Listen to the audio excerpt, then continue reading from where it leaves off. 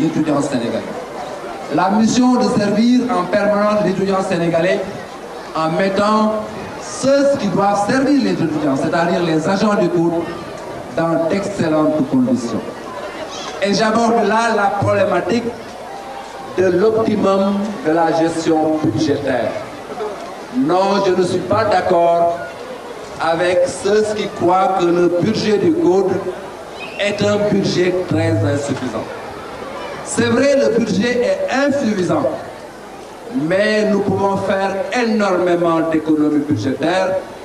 Nous pouvons effectivement aller dans le sens de la rationalité pour faire en sorte que l'argent du code aille aux étudiants et l'argent du code profite aux agents du code. Nous allons donc avec vous engager le chantier de la réorganisation du code. La réorganisation du code se fera sans remise en cause des acquis des agents du code. Cela me semble aussi extrêmement important. Il s'agit d'une réorganisation pour la recherche de l'efficience. L'efficience me semble être un élément central de notre management. Trouver l'efficacité en optimisant les moyens utilisés pour atteindre cette efficacité-là. Cela me semble une donnée extrêmement importante. Cette donnée est d'autant plus importante que c'est la grande leçon de ce projet ou de ce programme extrêmement important pour le pays, le programme Yoonu Yokkute. Nous ne pouvons pas ne pas en parler parce que c'est le socle sur lequel nous sommes debout pour de manière permanente engager les ruptures qu'il faut dans ce pays. Le pays a besoin de ruptures. C'est la deuxième fois que j'emploie ce mot. Je vais l'employer pour une troisième fois pour vous dire que ces ruptures dont le pays a besoin, je suis résolument engagé à les propulser au niveau du centre des œuvres universitaires de Dakar.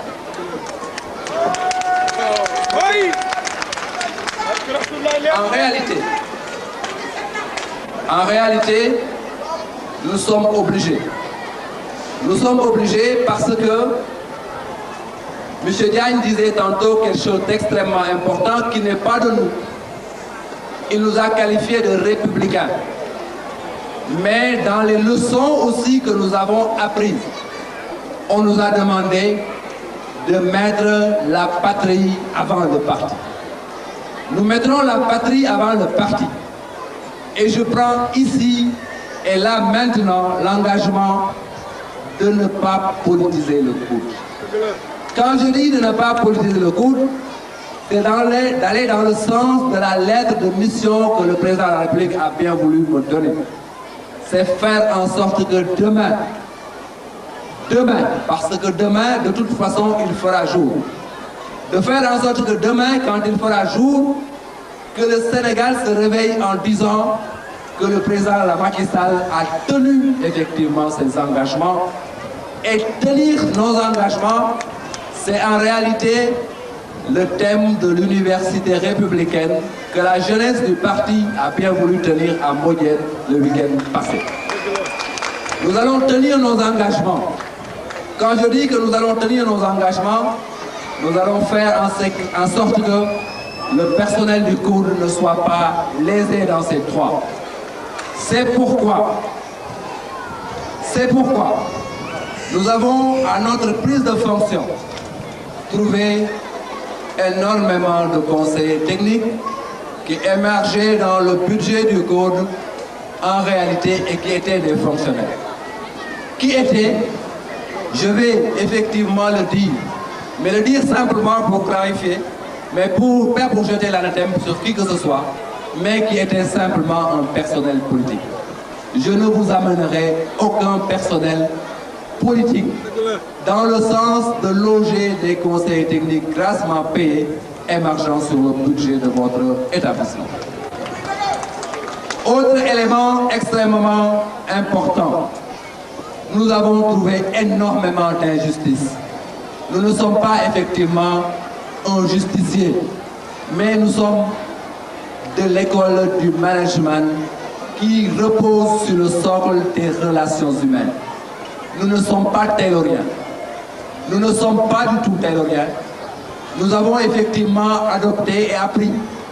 Nous avons appris 2 théories et nous en avons adopté une.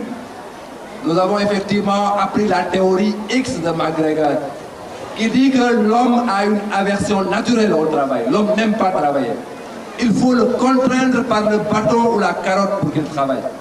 Nous ne croyons pas à cette théorie. Nous avons appris une autre théorie à laquelle nous croyons fermement, c'est la théorie Y de McGregor, qui dit que l'homme aime travailler à condition qu'il trouve un intérêt dans son processus de production. Et je crois que c'est cela notre conviction. Nous avons compris qu'il faut que vous, agents du coude, qu'on vous retourne le coude, qu'on vous donne le coude pour que vous en fassiez effectivement cet établissement de référence effectivement qu'il doit être. Cela veut dire que la solution est en vous. Nous nous positionnons simplement à un niveau de coaching. Nous allons coacher un dispositif pour que ce dispositif produise des résultats. Je me tourne en direction des enfants du couple, de notre famille, parce qu'il s'agit de cela. Soyez assurés, chers enfants, que je serai toujours à côté de vos parents pour que vos parents puissent véritablement vous donner ce qu'il faut pour votre réussite. Effectivement, dans le secret des maisons, il se passe énormément de choses. Dans le secret des ménages, il se passe aussi énormément de choses. Dans le secret des familles, ou même dans le secret de chaque enfant, il se passe des choses extraordinaires. Vous comprenez donc que je gère et j'ai sous ma responsabilité les chefs de famille de ces multiples secrets que je viens effectivement d'énumérer. J'ai donc la responsabilité de comprendre ceux qui sont détenteurs de ces multiples secrets.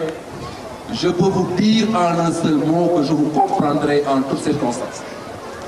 Je vous comprendrai ne veut pas dire que je serai complaisant. Je vous comprendrai sans complaisance. Je vous comprendrai dans la droiture. Je vous comprendrai dans l'honnêteté. Je vous comprendrai dans l'éthique. Je vous comprendrai dans l'équité. Je serai à équidistance de tous les intérêts au niveau du groupe. Cela veut dire quoi? Cela veut dire aussi, là aussi, je récite une 3e leçon de notre président de la République qui nous demande de nous reposer sur des valeurs pour gérer les institutions qu'on nous a confiées. Ces valeurs qui sont porteurs de rupture, c'est l'éthique, l'équité, c'est la loyauté, c'est l'éthique, c'est l'honnêteté, c'est la gestion sans gabegie des deniers publics. La gestion sans gabegie des deniers publics, la gestion sans gabegie des deniers publics. Cela me permet de dire que si la haute cour de justice, si la cour de répression de l'enrichissement illicite sont pour ceux qui ont déjà géré, l'OFNAC est fait pour nous qui sommes en train de gérer les deniers publics. Nous allons faire en sorte que demain, devant le tribunal des Sénégalais, que l'agent de cour puisse relever la tête pour dire que nous avons été indemnes de toute gestion gabégique des deniers publics. Donc, chers enfants, je ferai en sorte que vous soyez honorables à l'école. Être honorable à l'école, c'est porter l'entreprise de son père ou de sa maman comme l'emblème qu'on porte de manière tout à fait fière. Quand un enfant sonatélien va à l'école, il est extrêmement fier de dire que mon père travaille à la Sonatel. Quand un enfant d'Air France va à l'école, il est heureux et fier de dire que mon père travaille à Air France. Quand un enfant du couple ira à l'école dans les années à venir, je vous assure qu'il sera fier de dire que mon père ou ma maman travaille beaucoup. C'est cela l'enjeu et ça ce qu'on appelle la fierté intérieure d'appartenance à un corps.